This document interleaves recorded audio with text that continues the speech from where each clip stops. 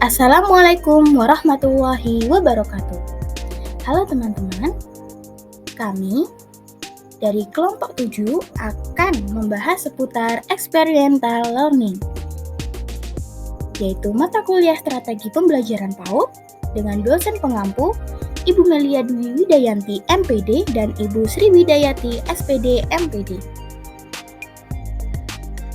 Anggota kelompok kami yang pertama ada Karina FM dengan NIM akhir 004, Amelia PA dengan NIM akhir 017, Sofiatul Ilmi dengan NIM akhir 033, Fatimatul Sikasari dengan NIM akhir 059, dan yang terakhir yaitu Fani Widya E dengan NIM akhir 078. Bahasan materi yang akan kita bahas adalah yang pertama yaitu pengertian mengenai model pembelajaran.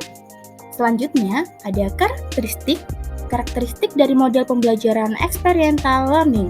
Yang ketiga yaitu sintaks, tahapan model pembelajaran experiential learning.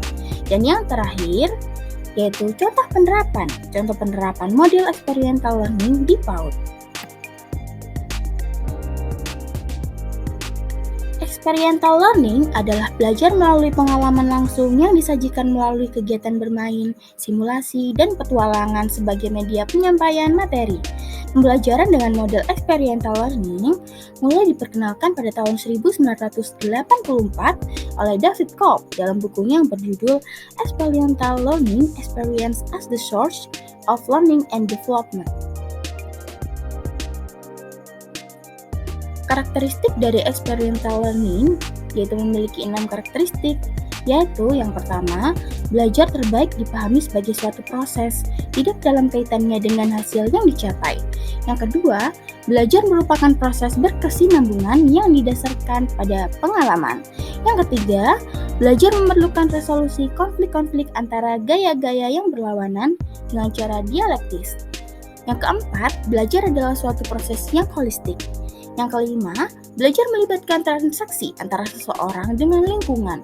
Yang keenam, belajar adalah proses tentang menciptakan pengetahuan yang berada dari pengetahuan sosial dan pribadi. Sintaks dari experiential learning. Yang pertama, yaitu pengalaman konkret. Secara individu menggunakan pembelajaran berpikir terbuka dan kemampuan beradaptasi daripada pendekatan sistematik pada situasi masalah. Yang kedua, yaitu pengamatan reflektif.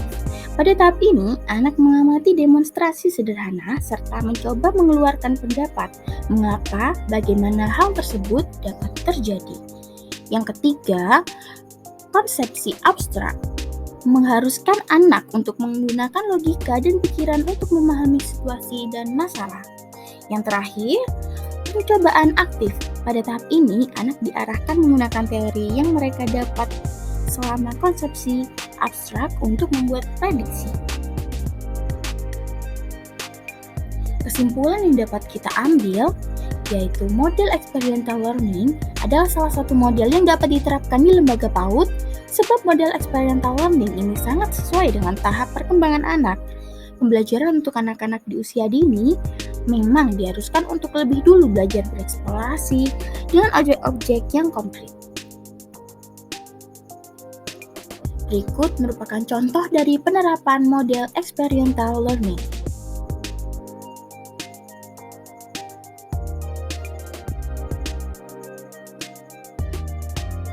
Anak disuruh langsung untuk terjun mengamati sebuah permasalahan atau benda yang akan dicari pemecahan masalahnya. Begitu saja yang dapat kami sampaikan. Terima kasih. Wassalamualaikum warahmatullahi wabarakatuh.